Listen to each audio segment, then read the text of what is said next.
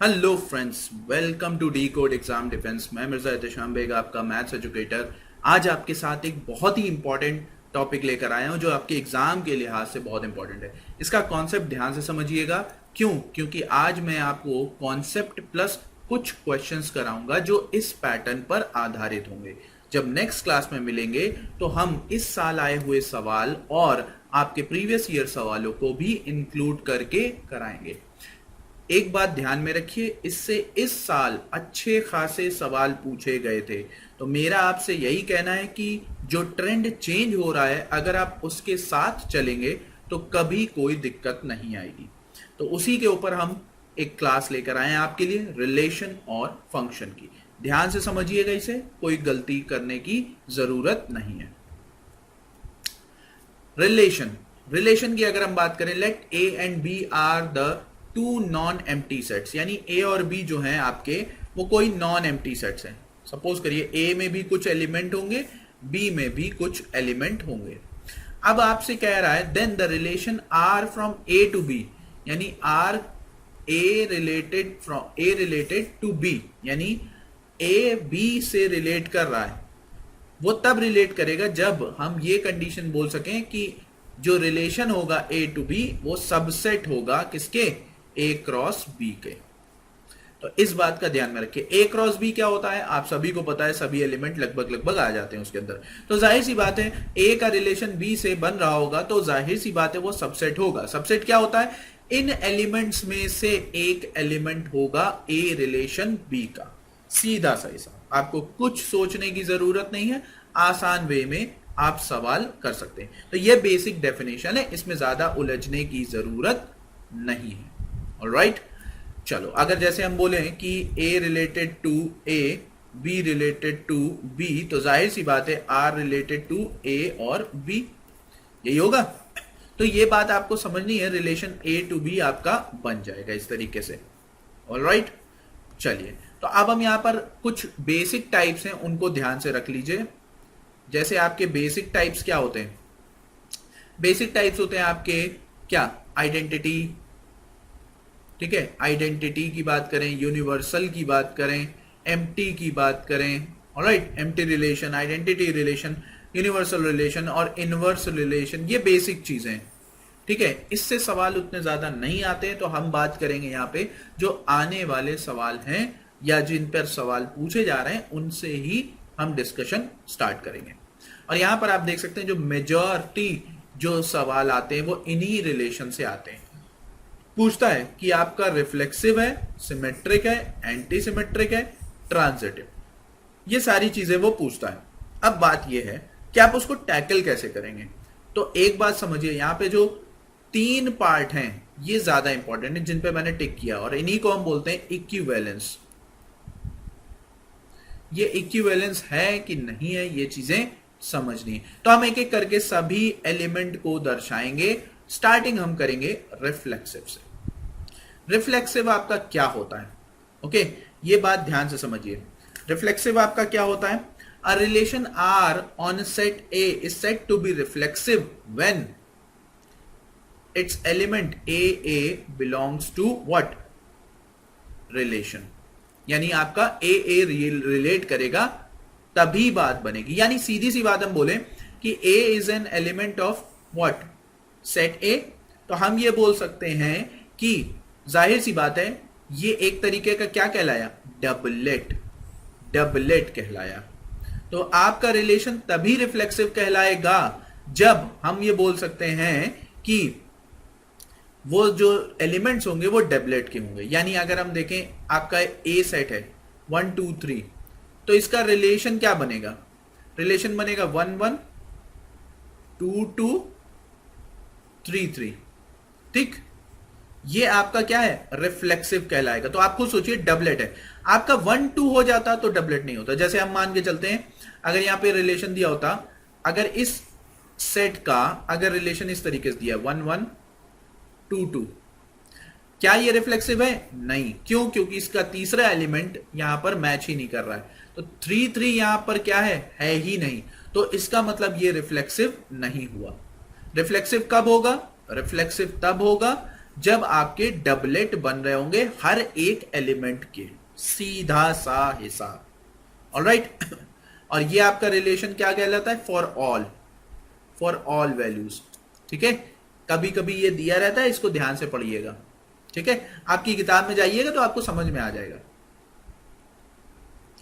अब हम बात करते हैं सिमेट्रिक की। सिमेट्रिक क्या होता है? सिमेट्रिक समझिए, बहुत ध्यान से समझिए इसको। देखिए सिमेट्रिक क्या होता है? A relation R on set A is set to be symmetric when a b belongs to R then b a also belongs to R. यानी आपका क्या है, ए बी अगर रिलेशन बना रहा है तो बी ए भी रिलेशन बनाना चाहिए। जैसे अब मैं बात करूं उधर, जैसे सपोज करिए ए में एलिमेंट्स क्या है, 1 2 3। अभी हम ए सेट को लेके चलेंगे, हम ज्यादा इंक्लूड नहीं कर रहे हैं क्योंकि समझाना है हमें आपको। तो हम ये बोल सकते हैं कि 1 2 हुआ तो 2 1 भी होगा। भाई इसका मतलब है रिफ्लेक्ट सिमेट्रिक होना चाहिए। भाई आपको एक तरीके के मिरर इमेज की आप बात कर रहे हो, यानी आपका जो इनवर्स नहीं, आप सीधे बोल सकते हो कि उसका जो है रेप्लिका होना चाहिए एक तरीके से। ठीक है, 1 2 2 1 है तो 2 3 3 2 भी होना चाहिए। ओके, यानी आपका ये रिलेशन बना सकता है अगर आपका इस तरीके से दिया हुआ है। ठीक है, ये आप बोल सकते हैं। अगर दो पार्ट में दिया है, जैसे हम सोच लें R2 आपका दिया है, सपोज करिए R2 आपका दिया है 3 1 और 1 3, तो होगा क्या, R1 और R2 जो हैं वो सिमेट्रिक हैं एक दूसरे के। ये बात ध्यान में रखिए। लेकिन अगर आपको दिया हो इस तरीके से कि R1, चलो अभी हम सिमेट्रिक की बात करें और इसी में समझा देते हैं एंटी सिमेट्रिक भी। सपोज करो R1 दिया है 1 2 2 1, ओके 1 2 2 1 और उसके बाद दिया है 2 3। क्या ये सिमेट्रिक है? नहीं है। क्यों? क्योंकि 2 3 दिया तो इसका दूसरा पेयर कहां है, 3 2, वो मिसिंग है। तो सिमेट्रिक और एंटी सिमेट्रिक में रिलेशन यही है कि अगर हम फॉलो कर रहे हैं उसी के रेप्लिका को एक तरीके से, यानी अगर ए बी कोई एलिमेंट है वो रिलेट कर रहा है तो बी ए भी रिलेशन बनाएगा, उसे हम क्या बोलेंगे, सिमेट्रिक ही बोलेंगे। Is that clear? और अगर नहीं बना रहा है तो हम उसे क्या बोलेंगे, एंटी सिमेट्रिक। सिंपल सी बात। ट्रांजिटिव की बात करें, ट्रांजिटिव की अगर हम बात करें तो ट्रांजिटिव कहता है ए अगर रिलेट कर रहा है बी से, बी रिलेट कर रहा है सी से, तो ए, यहां पे समझिए, तो आपका ए रिलेशन बनाएगा सी से। ये बात ध्यान में रखिए। ठीक है, ए बी से कर रहा है, बी सी से कर रहा है, तो ए सी से रिलेशन जरूर बनाएगा। उसी को हम क्या बोलते हैं, transitive. Okay, is that clear? चलिए अब हम चलते हैं सवालों की तरफ। पहला सवाल अगर आप देखें तो बहुत आसान है। क्या कह रहा है, द रिलेशन आर, आर हमें रिलेशन ऑलरेडी दे रखा है, क्या है 1 1 2 2, भाई क्या समझ में आ रहा है, 3 3 हो गया भाई, 1 2 2 3 और 1 3। भाई मुझे तो आंसर दिख रहा है। किस सेट की बात कर रहे हैं, 1 2 3, यानी ये सेट है, इसमें 3 एलिमेंट है 1 2 3। तो एक बात समझो, अगर हम इसको रिफ्लेक्सिव बनाएं तो रिफ्लेक्सिव में आपके ये 3 टर्म तो जरूर आएंगे, आएंगे कि नहीं आएंगे, ये 3 टर्म जरूर आएंगे। और ये 3 टर्म क्या है, डबलेट। और जब कभी भी डबलेट बनता है तो उसको हम क्या बोलते हैं, रिफ्लेक्सिव। ओके, रिफ्लेक्सिव जरूर बोलते हैं, इस बात का ध्यान रखेंगे आप। ठीक है भाई, यानी रिफ्लेक्सिव आपका हो गया। अब हम देखते हैं क्या ट्रांजिटिव है। उससे पहले सिमेट्रिक। सिमेट्रिक का मतलब क्या है, 1 2 है तो 2 1 भी होना चाहिए, पर 2 1 नहीं है, तो ये सिमेट्रिक तो नहीं है, सिमेट्रिक तो नहीं है।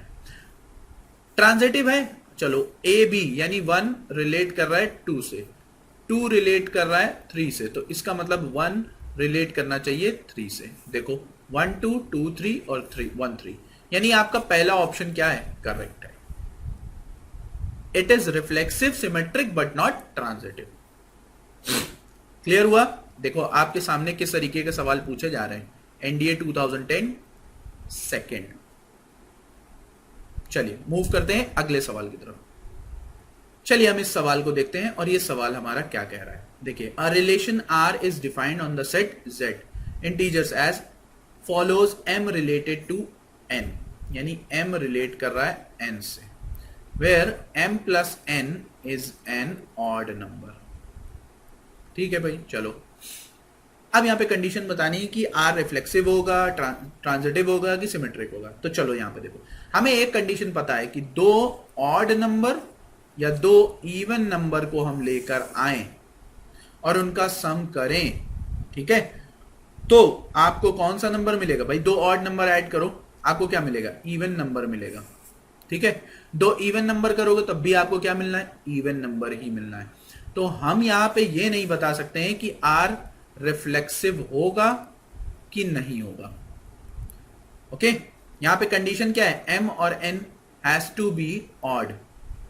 अब यहां पर आप नहीं बता सकते हो कि भाई कौन सा वाला है, ये चीज आप नहीं समझ सकते हो। भाई 2 ऐड करोगे तो आपको इवन मिल रहा है, ठीक है, और 3 भी ऐड करोगे तो भी आपको इवन ही मिल रहा है। तो यहां पर आपका रिफ्लेक्सिव का तो कंडीशन ही नहीं हुई ना। क्यों? क्योंकि डबलेट चाहिए रिफ्लेक्सिव के लिए। तो पहली कंडीशन खारिज। दूसरी कंडीशन क्या कह रही? अब मान लो एम और एन जो भी हो, सपोज करो ऑड आ रहा है, 1 और 2 ऑड आ रहा है, तो क्या 2 और 1 ऑड नहीं होगा? होगा, बिल्कुल होगा भाई, क्योंकि आप 1 2 को ऐड करें या 2 1 को ऐड करें, आना ऑड ही है। तो हम बोल सकते हैं एम रिलेटेड टू एन हो या एन रिलेटेड टू एम हो, आना क्या है? ऑड ही है। तो कंडीशन आपकी दूसरी सेटिस्फाई हो रही है, ये बात ध्यान में रखिए। तीसरी आपकी नहीं सेटिस्फाई होगी क्योंकि तीसरा नंबर हमें कंडीशन को जनरेट कराएगा। हमें कहेगा कि भाई ये भी आपका क्या होना चाहिए? ऑड होना चाहिए। ये भी आपका क्या होना चाहिए? इवन होना चाहिए। तो ये ट्रांजिटिव नहीं है। तो only second condition follows, that means first option is the correct answer. बहुत अच्छा सवाल था ये। इस सवाल को देखिए आप, यहां पे इस सवाल को देखिए, सिमिलर है। कह रहा है R is set to be, R is set of real numbers and let S be a relation of R. अब देखो डिफाइंड ऑन आर, यानी एक्स रिलेटेड टू वाई है। इसे किस, देखो यहां पे कंफ्यूज करने के लिए एस को रिलेशन बना दिया गया है, ठीक है, डिफाइंड ऑन आर। ठीक है, कोई दिक्कत नहीं। आर क्या है? आर रियल नंबर है। तो आपसे कह रहा है if and only if x square plus y square बराबर 1। तो आपसे बताना है ये कंडीशन किस में सेटिस्फाई हो रही है। तो हम ये कहेंगे कि हम चाहे x square plus y square करें या y square plus x square करें, ये दोनों ही कंडीशन में क्या आ रहा है? 1 आ रहा है, यानी सर्कल बना रहा होगा भाई, सीधी सी बात है। तो हम ये बोल सकते हैं कि x रिलेटेड टू y हो या y रिलेटेड टू x हो, दोनों ही सेटिस्फाई है। एक ही कंडीशन मैच कर रही है, आपका क्या? सिमेट्रिक। अब आप कहोगे कि रिफ्लेक्सिव कैसे नहीं है? भैया x और x अगर हम कर देंगे तो x क्या y के बराबर है? नहीं, ऐसा तो नहीं दिया गया है। ये कह रहा है कि एक्स स्क्वायर और वाई स्क्वायर मिला के, भाई सपोज कर लो 1 और सपोज कर लो 1/√2 है, ठीक है, या कुछ भी हो, हम बोल सकते हैं 1 हो और 0 हो। तो आप ये बोल सकते हो ना कि 1 और 0 हो या 0 और 1 हो, दोनों तरफ से 1 ही आना है। तो ये क्या है? ये सिमेट्रिक है, बस और कुछ नहीं। इस बात का ध्यान रखेंगे आप, ठीक है। चलो अब इसको देखिए क्या कह रहा है? Which of the following statement is not correct for the relation R defined by a related to b if and only if b lives. अच्छा, अब ये कंडीशन समझो, बी लिव्स, बी जो है आपका 1 किलोमीटर दूर है ए से। देखो एक बात समझो, अगर हम B और A के बीच में 1 किलोमीटर की दूरी है तो जाहिर सी बात है, अगर ये 2 होगा तो ये 1 होगा, ये 3 होगा तो ये 2 होगा, या 4 होगा तो ये 3 होगा। तो इसका मतलब है ये रिफ्लेक्सिव तो कतई नहीं है। क्यों? क्योंकि रिफ्लेक्सिव के लिए आपको दोनों सेम चाहिए, और जब दोनों सेम होंगे तो दोनों के बीच की दूरी क्या हो जाएगी? 0। तो रिफ्लेक्सिव नहीं है। अब बात आती सिमेट्रिक। आप कहोगे कि सर सपोज करो हम क्वाड्रेंट बना लें, क्वाड्रेंट में हम ये रखें आपका क्या? 0, ठीक है, सपोज करो। तुम कहोगे कि सर बी यहां पर है, ठीक है, और ये यहां पर है। फिर कहोगे कि सर अगर हम 0 1 लें या 1 0 लें, बात एक ही है? नहीं, एक बात समझो, आपका यहां पर रिलेशन दूसरा भी हो सकता था। क्या हो सकता था? इस तरीके से भी हो सकता था, नेगेटिव में भी जा सकता था। तो ये आप सिमेट्रिक नहीं बोल सकते हो इसको, ठीक है। ये स्टेटमेंट एक करेक्ट नहीं है। कौन सा? R is not antisymmetric, ये बात ध्यान में रखिए। आर एंटी सिमेट्रिक नहीं है, इस बात का आपको ध्यान में रखना है, ठीक है। ये आपका सिंपल सवाल है, एंटी सिमेट्रिक नहीं होगा। ओके, एंटी सिमेट्रिक के लिए क्या होता है भाई कि एंटी सिमेट्रिक के लिए 1 और 0, तो 2 और 1, तो 3 और 1 2, तो इसका मतलब है 2 और 3 नहीं है, ऐसा नहीं हो सकता। क्यों? क्योंकि आप खुद सोचिए, अगर हम यहां पे 0 और 1 लेके चलें तो क्या हम ये नहीं बोल सकते हैं कि भैया एक बात समझो, देखो अगर हम बोलें कि A 1 पर है, सपोज करो, सिंपल लेके चलते हैं, हम बोलें कि A जो है आपका 0 पर है और B 1 पर है, हमें उसने सिर्फ इतना बताया है कि B lives 1 kilometre within A, यानी A से 1 किलोमीटर की दूरी पर है। तो ये कहीं नहीं कहा है उसने कि B यहीं पर होगा, हो सकता है B यहां पर हो, A यहां पर हो, तो ये क्या है आपका एंटी सिमेट्रिक है, नहीं है। ये स्टेटमेंट आपका क्या है? गलत, ठीक है। ये स्टेटमेंट आपका क्या है? गलत है, ये बात ध्यान में रखिए। Let n be the integer set of integers. अब यहां पे समझिए ये कैसे आप करेंगे, n be the set of integers, a relation r on n, यानी r जो है नेचुरल नंबर पे रिलेट कर रहा है, ठीक है। ठीक है भाई, r क्या है आपका? कंडीशन दी हुई है x और y की, जहां x y पॉजिटिव है, ठीक है। तो अब हमें यहां पर सारी कंडीशन लेके चलनी, कौन सी फॉलो कर रही है? चलो ठीक है। अच्छा एक बात बताओ, x और y पॉजिटिव है, तो पहले रिफ्लेक्सिव लेके चलते हैं। रिफ्लेक्सिव देखते हैं, देखो एक एक करके लेके चलते हैं। रिफ्लेक्सिव में अगर हम देखें तो x बराबर x रख लें, ठीक है, यही कर लें, ठीक। x बराबर y कर लेते हैं, ऐसा रख लो ना, x बराबर y। तो हम बोलेंगे x y अगर पॉजिटिव था तो जाहिर सी बात है x स्क्वायर भी क्या होगा? पॉजिटिव होगा, तो रिफ्लेक्सिव तो है, ठीक। आगे सिमेट्रिक, भाई सिमेट्रिक में अगर x और y पॉजिटिव है तो y और x क्या पॉजिटिव नहीं होगा? होगा, ये बात भी क्या है? करेक्ट है। अब बात आती है कि आपका तीसरा वाला करेक्ट है कि नहीं करेक्ट है। तो हम मान लेते हैं x y z, यहां पे देखो x रिलेट कर रहा है y से और y रिलेट कर रहा है z से, तो भैया x रिलेट कर रहा है z से। क्यों? क्योंकि x और y का अगर हम रिलेशन बनाएं तो y z का बनेगा, ठीक है भाई। देखो x y का पॉजिटिव है, ठीक है, x y प्रोडक्ट में पॉजिटिव है, तो हम बोल सकते हैं y और z पॉजिटिव है, क्योंकि y z से रिलेट कर रहा है, तो जाहिर सी बात है x और z भी क्या होना चाहिए? पॉजिटिव होना चाहिए। तो इसका मतलब ये तीनों कंडीशन फॉलो कर रहा है। जब तीनों कंडीशन फॉलो करता है तो हम उसको बोलते हैं इक्विवेलेंस। ओके, ये बात ध्यान में रखिए।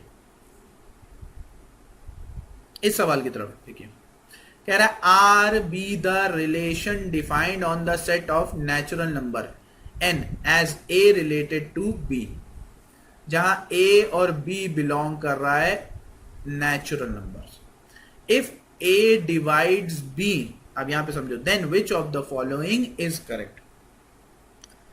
चलो अब यहां पे इसको ध्यान से समझते हैं। देखिए अब कैसे करेंगे, यहां पे समझने की जरूरत है।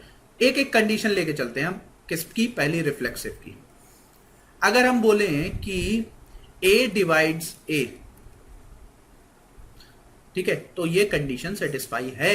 क्यों? रिफ्लेक्सिव में क्या होता है? सिमिलर होना चाहिए, डबलेट होना चाहिए। तो हम ये बोल सकते हैं कि अगर a रिलेटेड b है तो जाहिर सी बात है a रिलेटेड a होगा, क्योंकि a डिवाइड्स a हो रहा है। यहां पे कंडीशन क्या है? a डिवाइड्स b, तो हम बोल सकते हैं वो खुद को ही डिवाइड कर सकता है। हाँ ठीक है, चलो अब यहां पे सिमेट्रिक देखो। देखो एक बात बताओ, अगर हम बोले a डिवाइड्स b, ठीक है, चलो सपोज करो कि a डिवाइड कर रहा है b को, यानी b 4 था और a 2 था, ठीक है। तो हम ये बोल सकते हैं कि 4/2 तो 2 आएगा, ठीक। लेकिन क्या 2/4 आपका 2 आ रहा है? नहीं। तो यहां पर कंडीशन सिमेट्रिक की सेटिस्फाई नहीं हो रही है। बस अब हमें तीसरी कंडीशन सेटिस्फाई करनी है, वेदर कि ये ट्रांजिटिव है कि नहीं। तो चलो a डिवाइड्स b, ठीक है, तो हम बोल सकते हैं b इज इक्वल टू के ए। ठीक, b डिवाइड्स c, क्योंकि ट्रांजिटिव में तीसरा एलिमेंट आ जाता है, तो हम बोल सकते हैं c is equal to L B. Okay, तो अगर a b को डिवाइड कर रहा है, b c को डिवाइड कर रहा है, तो क्लियरली c इनको भी डिवाइड करेगा। तो हम यहां पे बोल सकते हैं के एल और यहां पर आपका क्या आ जाएगा a, यानी c a को डिवाइड, यानी a c को divide, a divides c as well. Okay, तो ये बात आपको ध्यान में रखनी है। तो आपका ऑप्शन कौन सा होगा? डी वाला।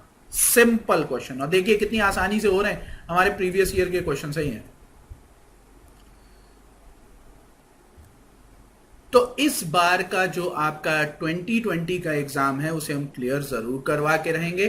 तैयारी करते रहिए, कुछ भी छूटना नहीं है आपके एग्जाम के लिहाज से। बहुत ही इंपॉर्टेंट चीजें समझा रहा हूं, और जब हम नेक्स्ट क्लास में मिलेंगे तो ये बात ध्यान में रखिए कि और लेवल बढ़ाकर सवालों को लेकर आएंगे। अभी हमने फंक्शन के बारे में बात नहीं की है, उसके बारे में भी हम नेक्स्ट क्लास में बात करेंगे। ये एक इंट्रोडक्टरी था, जाकर पढ़िए, ध्यान से पढ़िए, कभी कोई एग्जाम आपका मिस नहीं होगा।